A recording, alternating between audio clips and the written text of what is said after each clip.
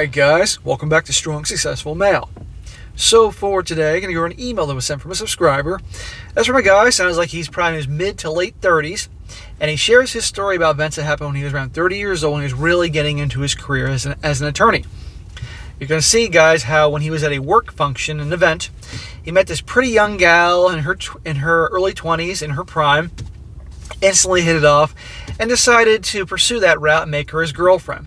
You're going to see this guy prior to her was quite the Chad. Lots and lots of hookups, fling, short-term relationships. He was on his grind, making something of himself, and he was quite the, it sounds like when he described himself, quite the R-pill type of guy. He was a leader, take charge. He was quite the Chad, and treated girls like the Chad, and therefore had lots of girls after him. But then at this point, he met this girl he called Samantha. They thought it was time to start settling down, establishing roots where he lived, that city, and changed his behavior with her. Started being more like the nice guy.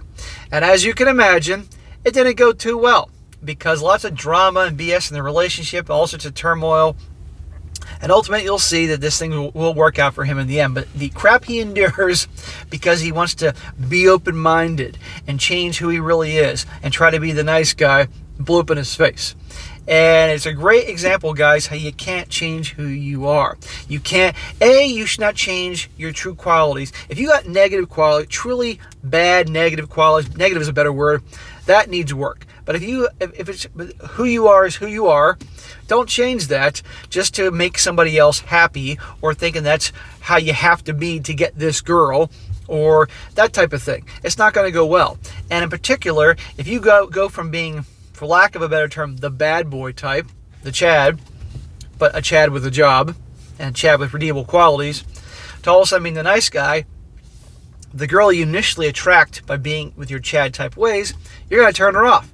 And you can expect nothing but drama and fights and chaos and no doubt her cheating on you and all that. So it's a very important one for your relationship, guys. And you'll definitely enjoy this, guys. And if you like seeing me smack people, well, you'll enjoy. You'll get your money's worth here today with this dude here. So just sit back and lots to learn in this story. He says, "Hello, SSM. I've watched your channel for over a year now, and I want to support your community by writing in to provide you with the content that may be educational and entertaining. The story below recounts my first attempt to have a serious relationship with a pretty girl who was unhealthy and took advantage of my good nature. Many lessons learned here." And hence, this is the birth of the R-pill guy. Right there. Some background on myself. I was born in Brazil to a dark-skinned Brazilian mother and a white American father. We moved to the USA when I was 10 years old, so while Portuguese is my first language, I grew up in the American culture and speak fluent English. We moved around a lot, and I lived in both small rural towns and large diverse metropolitans, and he writes this in capital letters, he says, "Women are the same in all settings." Yes. So I've been telling you guys since day one, it doesn't make a difference where you live, your culture, religion, what time period it is. Men are men, women are women, we all do what we do. It's all the same. This is why what I talk about here and my views work everywhere. I consider myself slightly above average in looks. I think that women consider my skin color and features to be exotic, as well as my ethnic background, and the fact that I speak Portuguese, English, and Spanish fluently.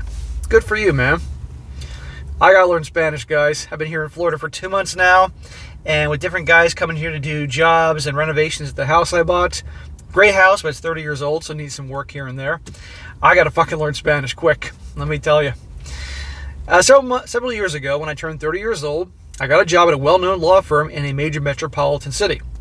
Prior to this, I moved around a lot and had many short-term flings with women because I didn't feel like I was settled in life. Everything felt temporary and always moving. Good, you focus on your career. This job was different. It was the start of a promising career. So I made an effort to invest in the company and my new city. I worked long hours and attended all office get-togethers and company events such as fundraisers and an event that we sponsored. One of these events was a technology and cultural conference that lasted 4 days. My law firm donated a lot of money to support the event and received 4 tickets to each day of the event and special VIP access to all the after parties and networking events. This is where I met her, my first local girl. We'll call her Samantha. Okay.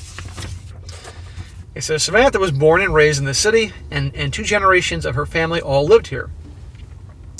At the time, she was 23 years old and in her last year of college. Slim with nice long legs, pretty brown hair, and long brown hair.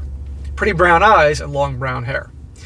Samantha was stunning, very pretty, and natural girl next door type. She attended the event with one of her girlfriends and wandered over near my coworkers and I during a cocktail hour. My boss chatted with her friend while Samantha and I were in our own world. She came across as being very down to earth. Ha ha ha. She made references to Dragon Ball anime, hated EDM music, and her hobbies and interests seemed inexpensive and more unique local experiences and free events. Yeah, free when she has to pay for it, but somebody else is going to pay for it. Also, they don't want free or cheap. Before I could ask her for her phone number, her friend returned with my boss. My boss is married. My boss is married and comes from a very conservative culture. And since I was new to the office, I decided it was the best to play it safe and avoid coming across as a skirt chaser. So I told her it was nice meeting her and went our separate ways. So she's probably like, what the hell? I'm beautiful. I'm young. Every other guy's asking me for my phone number. God damn it. Now I need to obsess over this guy. I was feeling as if I missed out on a good opportunity when my boss said, that girl was pretty. Did you get her number? And while I was distracting her friend. I was crushed. Dude, I replied, I didn't pursue her because I was trying to make a good impression on you. Don't tell him that. My boss laughed it off and assured me that he was supportive and trying to be a good wingman. And she was definitely good looking and I should have went for it. Okay, so what? You'll probably hear from her again, obviously. And guess what? There's plenty of other 23-year-olds that live in your city. The next morning, I attended another event with a different coworker and crossed paths with Samantha and her friend. She pointed at me and said, hey, it's our lawyer friend. That was it. I knew she was thinking about me after we met and regret not getting the follow-up. See? That's what I'm talking about. You're in an event, you're going to run into her again. So what? You didn't come across as desperate. And you also didn't come across as shy and awkward either because you're having a good old time talking to her. I didn't make the same mistake twice. I got her phone number, hung out with him a bit, and promised to follow up with her to have a get-together later in the week. Okay, good. You weren't rushing to lock her into a quick date immediately because, I'll see you later on. Good. Shows you're a guy with options. No rush. Over the next 2 days, I did not text her very much and only had a few short exchanges to make plans to meet in person. Good. I visited her place about 30 minutes drive on the other side of town on a weekday in the middle of the afternoon. We had SCX almost immediately, but I only brought one condom. Smack! You gotta bring backups, my man. But that's impressive. So it sounds like you didn't actually have an official date. You just got together at her place, and there you go. Now, don't get me wrong, that's fun and all, but keep in mind that can be a red flag. So we used it on the first session, relaxed for a bit, and then went round 2 without protection. Smack! You jackass. You're just starting your career, your promising career, and then you're freaking banging a chick you just met. No official freaking first, second, or third date, and you're not wearing protection. Dude, I've been there. I've made that dumbass mistake. And believe me, in that 1 week in 1998, I thought I got my girlfriend pregnant. Thank God I did not. Otherwise, there would be a 25-year-old young SSM running around here doing God knows what. Always wear protection, guys. I don't care how fucking hot she is.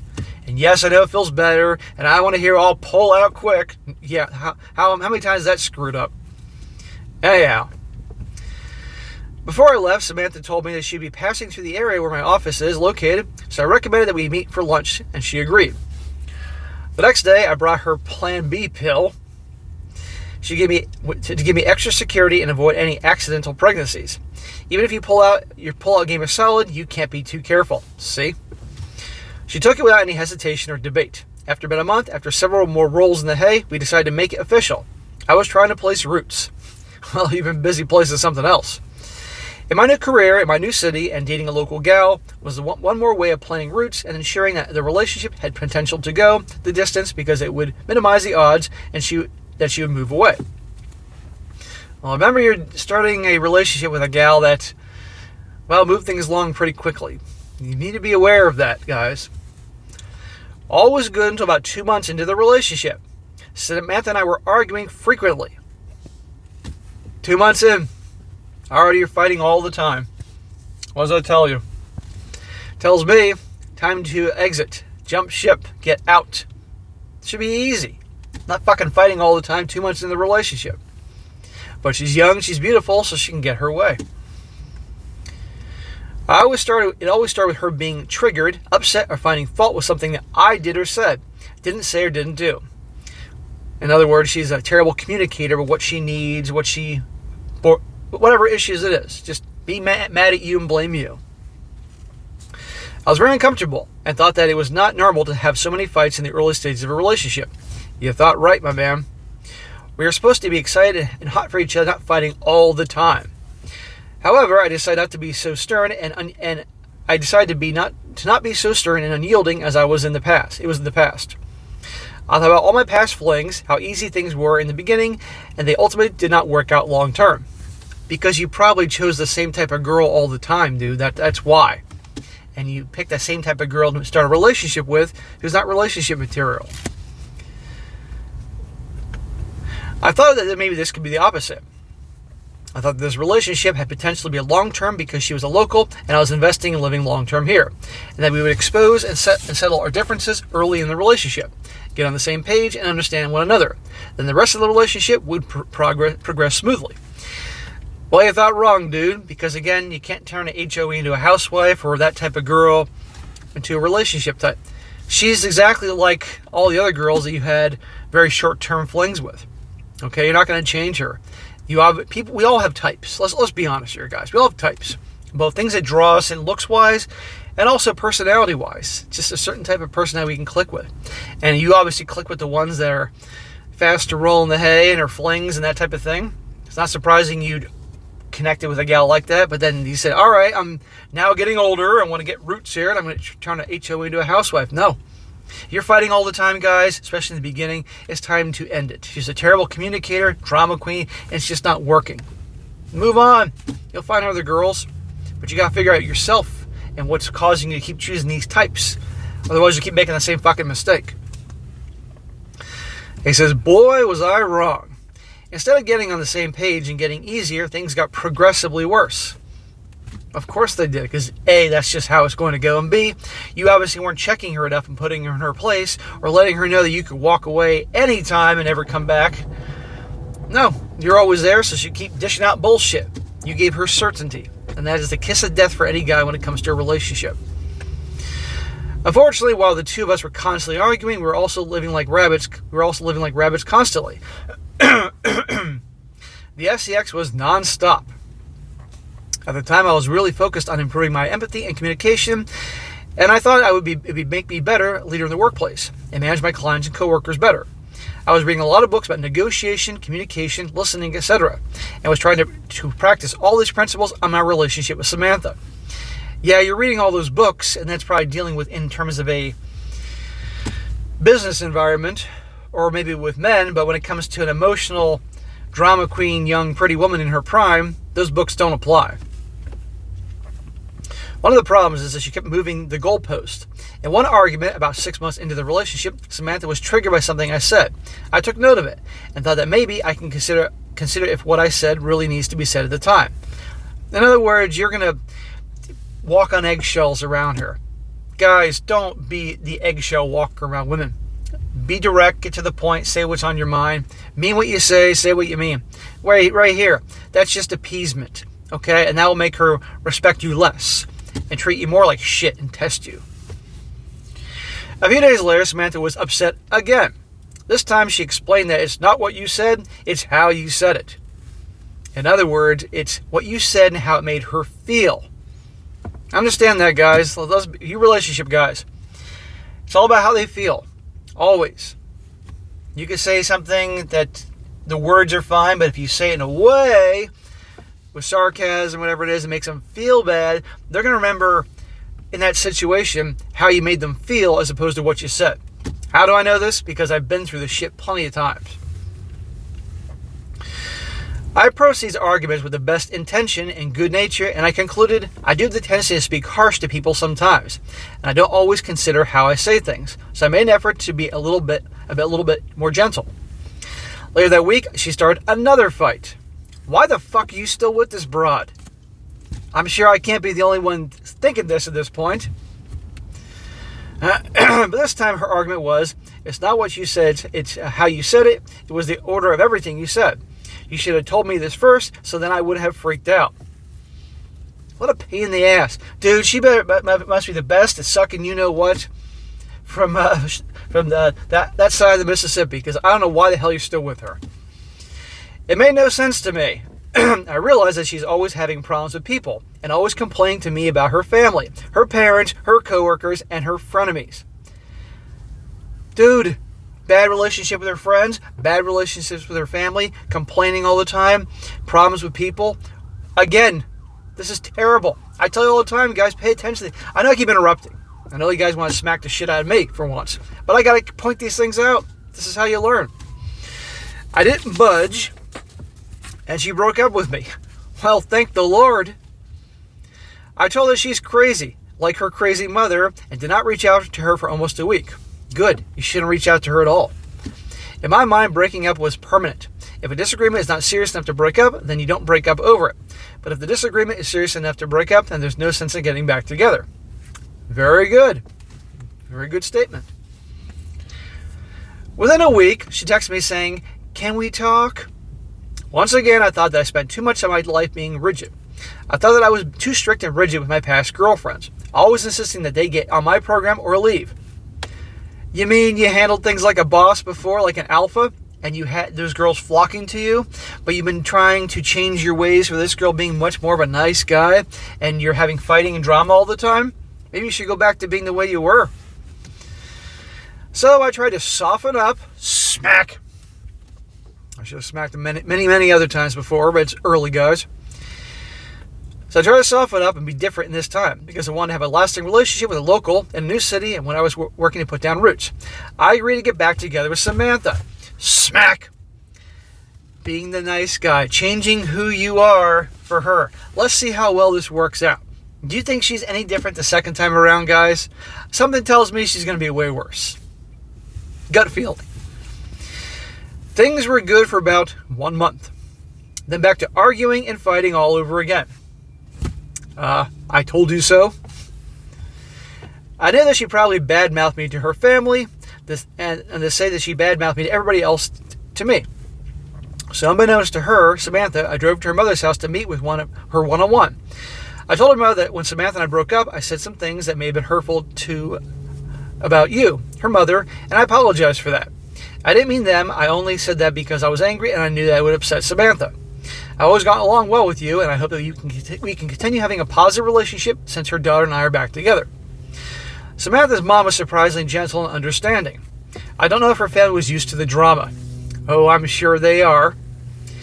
Or she just didn't care. But she invited Samantha and I over for dinner that Friday.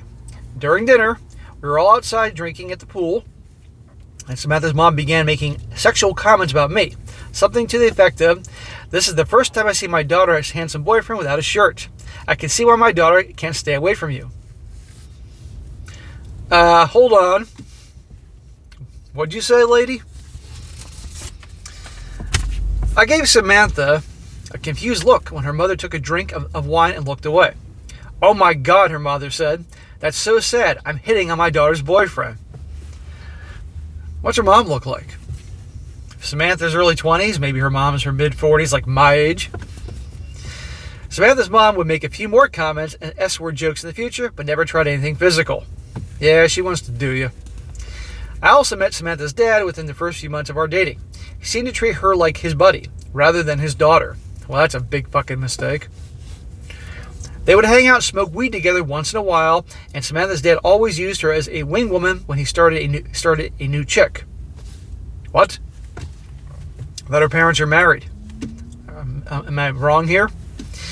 I give him respect at that arena. He had no problem getting women, although they were in their late 30s and 40s. They were all good looking. Okay, they're obviously divorced then. She smokes pot with him and they're buddies, and she was his wing girl. What the fuck? One problem I had when fighting with Samantha is that she smoked weed. I don't smoke weed, never have. And it first turned me off. But once again, I thought that it would be good for me to be more open to differences. Smack! If you're not into that lifestyle, dude, then you shouldn't be hanging out with people that do that all the time. I got some friends that smoke here and there, but I don't go do it with them. I'm not sitting there in the car with her freaking puffing away or anything like that, you know? But in terms of a girlfriend, if she's into that lifestyle, she's into, you know, and yeah, I know on the scale of the substances, the weed is, depending on who you're talking to, no big deal at all. To some people still think it's this god-awful substance. But the point is, it's not like it's something else that's injectable. But still, if it's not your thing, it's not your thing. But this, I'm going to be open-minded shit. You're going against who you are. And when guys do that, not only do women see weakness, everybody else does. It's not going to work if she's puffing up all the time. Samantha doesn't drink, so I told myself that maybe her smoking weed after work is like me grabbing a beer after work, so I can live with that. But she smoked almost 3 times a day. Once in her car, on her way to work, in the car on her way home, and again night before bed. Not cool, she's doing that shit before she drives. Many times when I got into an argument over the phone, I would shout, "Arguing on the phone is stupid, I'm coming over to talk in person." By the time I arrived at her place, she was high, affectionate, and apologetic. Yeah, I'm thinking, if she smokes all the time, how is she always arguing and fighting with you? Unless she smokes to calm her crazy ass down, I don't know. The night you met her at that thing with your law firm, she probably was high. So she was calm and cool and easygoing. She'd be like, "Baby, let's not fight anymore, blah, blah, blah." It was not productive. There are 2 more other times that Samantha and I broke up and got back together, and they're not worth mentioning. Smack. Well, you should mention them so I can smack you. How many times I tell you guys, if it's bad enough you break up the first time, why the hell are you trying a second or third time? People don't change, or generally don't change. And you get back together after a week of being broken up. That's not enough time to really think about things and make any conscious efforts to make any changes. Bullshit. About 1 year into our relationship, my office sponsored another tech event. I got access to a nice happy hour at a trendy lounge. I invited my girl, and she agreed to attend after work. The 2 of us were texting while I was stuck in traffic. I thought the plan was for us to meet there. So I drove to the venue, valet parked, and met the client inside. I sent her a message. "Let me know when you get here so I can come look for you outside." Her reply surprised me. "You're already there? Why?" "I'm waiting outside of your apartment. We were supposed to meet at your place and drive there together." Bullshit. She did that on purpose. Her reply surprised me. "You're already there, blah, blah, blah, blah." I was confused and quickly looked back through my old messages. She was correct. Her last message explained that she wanted to meet at my place and drive together, and I did not respond. I called her right away and took ownership of the situation. Uh-oh. Here comes the fireworks. He says, "Samantha, I'm sorry about the confusion. I was driving in traffic when he sent the message and didn't read it carefully. I just skimmed the message and incorrectly added up the bits. Unfortunately, I'm already here with my client, and I can meet you back at the house because it's a 30-minute trip each way." Okay. Any normal person can say, "Okay, all right, not the end of the world." Or maybe she can say, "Oh, I'll get an Uber right now and go over to see you." Not worth having a meltdown over. I offered her 2 potential solutions. Number 1, you can drive here and I will pay for your valet and meet you outside. Then we can grab dinner nearby. 2, park at my place and I'll call you an Uber to bring you here. Which do you want? Her response floored me. "Neither," she screamed. You made the mistake and caused this situation. So you have to drive here and pick me up." What an asshole. She expects you to leave your meeting, drive half an hour, probably in busy traffic, pick her ass up and come back. No, bitch. You can drive here, or you can Uber over here, or I'll see you another day. But I'm not doing that. She just wants to fight. Why isn't she smoking pot now? That was not logistically possible, so I did not pick her up. But it showed me that she was unreasonable when I took ownership of my mistake and offered to make amends. She broke up with me. This is your pattern here. Because she knows, yeah, she'll break up with you, and then one way or another you'll take her ass back. During the breakup fight, she attempted to push me, but I intercepted her arm and gave her a stern warning. Dude, if she's now laying her hands on you in a way that you don't want, done. I told her, "If you ever put your hands on me again, we are finished for good, and I will never speak to you again, ever." Smack! Not for laying down the law. Why? Dude, it should be over. What the hell's the matter with younger you? She calmed down real fast and never hinted at being physical ever again. See what happens when you check this bitch? But we got back together about a week later. Smack! You're a glutton for punishment, dude. The third and final time we broke up was when I traveled abroad to an island in the Caribbean for a work trip. Originally, I wanted to take Samantha and spend a few extra days with her, as a way to take advantage of my free airfare and 5 days at a hotel stay. She did not have a passport at the time. Oh, darn. Your nutjob girlfriend can't come. I offered to pay for her passport fee to expedite it, but there would still not be enough time.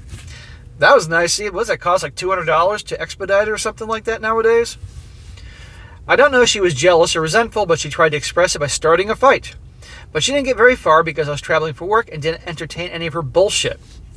I encouraged her to get her passport and said my offer to pay for it is on the table. Fast forward 6 months, and the Caribbean client invited me back for a social visit. I was excited to return to that island paradise without the pressure of work, and informed him that I would bring my girlfriend.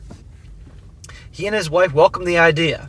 That night I told Samantha that we were invited back and that I committed to the trip. She was not happy. Why would you want to bring your nutjob girlfriend to meet this friend of yours in the Caribbean who you also do business with, only to have her start a bunch of fucking drama?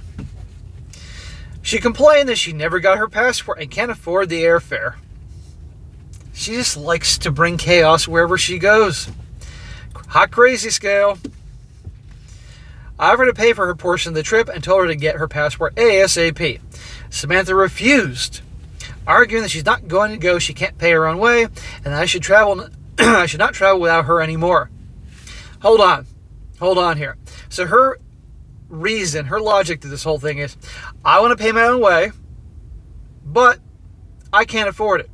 I don't want you to go anywhere without me, so therefore, I don't want you going anywhere. Gee, power plays here, shit tests, all the things we can throw in here. Again, she knows she can pull never-ending bullshit, you'll break up, and you'll take her back. Guys, this is why I say the things I say, don't fucking take them back. If it's that bad enough, move on. Don't deal with this shit. Where's old you is smacking you in this story because old you, before Samantha, want to deal with this fucking bullshit.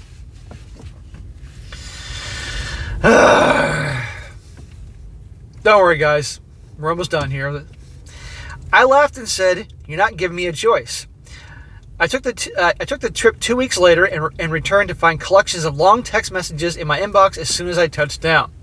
I did not read any of them. I went no contact and blocked her everywhere except the email. Why not the email? I overlooked her email address. About 2 weeks later, I received an email that said, "I regret ending things the way we did, but that was my choice, and I guess I'll have to live with it now." I stopped reading there and deleted the email, and then blocked her address. Thank the Lord. Look at all the shit this guy went through. I was with this girl for 2 years. 2 years of hell with a pretty girl who likes to fuck a lot. Well, guess what, guys? You can have girls out there that aren't as crazy, keyword aren't as crazy, that like to fuck a lot. I have to confess that I wasn't always honorable. During those 2 years, I cheated on her with 6 different women. She never found out. Smack. Not cool to cheat. However, this bitch is fucking crazy. Well, you know what? You were broken up so often, one could argue that if you met Jessica or Melissa or Amy or Brenda or the rest of the 6 during those little breakups, you weren't technically cheating, but anyhow, 2 years you wasted with this jackass. I learned a lot of lessons here, the biggest one being not to offer my good nature to anybody who's a pain in the ass. The second big lesson was to maintain frame at all times. Yes, you stopped being your true self because you wanted to establish roots in your city.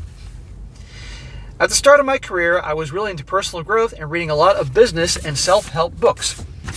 My mistake was entering into her preferred type of relationship, rather than enforce mine as I had in the past. I thought that I needed to try things different and be open to the extreme differences, and that everything would be better and smoother after our initial bumps. I was wrong, and I'm sure you can point out many more mistakes and smacks, but these are the big ones that come to mind. I think I've smacked you enough. I'm sure your face is pretty sore at this point. I thank you for the important work that you do to help spread information and real-life stories that provide men with beneficial answers and information. Keep up the good work. Bro, that was a very entertaining story. And although this hand is sore from smacking you, I'm going to have to put some ice on this hand later on today. That was very good. So what have we learned here, fellas, from this story here? The hot crazy scale. Don't change who you are because suddenly you want to have this new, improved version of yourself. We are who we are. Now, obviously, if we have truly negative qualities, that needs to be worked on, of course. But if you're the type of guy that takes charge and doesn't put up with any crap and puts people in their place, and a good guy, but you just don't get it taking a shit, don't change because you meet some pretty girl and you're reading these self-improvement books. I'm all for self-improvement constantly, evaluating yourself and things where you can improve upon things. But you became weak. You really did, and I know you know this. And by the way, when you said you were banging 6 other chicks here and there when you're with her during all the drama, I'm sure you didn't treat those chicks the same way you were treating Samantha. I'm sure you were being your true self, and that was attractive to them. You were take charge. You were like the classic alpha, if you will. So guys, don't change who you are in terms of, and don't pull the nice guy thing. You meet some pretty girl and figure, I'm going to be nice to this one because I want to have a girlfriend. And of course, you can't turn a HOE into a housewife or girlfriend. And if you have very major differences, like for example, you have a girl, guys, that loves to smoke pot all the time or do other substances, and you don't at all, that's not worth it. Or if she's a big drinker and you don't drink at all, it's not going to work. You know, or you're really into hitting the gym and exercise, and she's a couch potato, it's not going to work. Or you're very religious and you go to church every Sunday, and she's a devil worshiper or something. I don't know what. You get my point. There are core things you can't compromise on. And I'm not talking about the gals who have a giant CVS receipt scroll of list and demands for guys. I'm talking about deal breakers here. So a lot of things to learn from this guy's story. And I'm glad in the end that you learned, and obviously you carried on after that. The only thing missing from the story is what happened to her. I'm dying to know what happened to her. Did she get pregnant with some jackass? Did she come crawling back begging you down the road? But then again, you blocked her everywhere. Did she show up at your house? That's the only thing missing from this story. But that's all right. Lots to learn from this entertaining one. In the end, you finally kicked her ass to the curb. So, all right, guys, that is it for today. Be sure to comment down below. Let this guy know what you think. Also, guys, you got a great story to share, whether it's short or long. Email me, strongsuccessfulmale@gmail.com. And by the way, guys, I mean to say this. I forgot. I was going to say this at the beginning of the video, but I forgot. I haven't been doing a lot of videos consistently here on this channel, or they did what lately. Moving here, I've been having lots of renovations at the house and projects, so I have to constantly be there waiting for the crews to do their jobs and everything, so I've been able to get as many videos as out. Long videos, at least. So it looks like the projects are starting to wind down, so I'll be doing a lot more consistent content going forward here. But it's been a very busy couple months for me here once I moved. I thought once I moved here in October, that's it. The crazy business is over. Bullshit. I'm still emptying boxes and putting stuff away and adding new stuff. I just got my pool table delivered yesterday. It's awesome. And pretty soon I'll show you guys some pictures of the house when things are looking pretty good. And I know a lot of you guys have been paying attention to my trek down here to Florida. Anyway, guys, and that is it for today. And I said that part. Be sure to like the video, share with your friends, and subscribe. I'll catch you next time.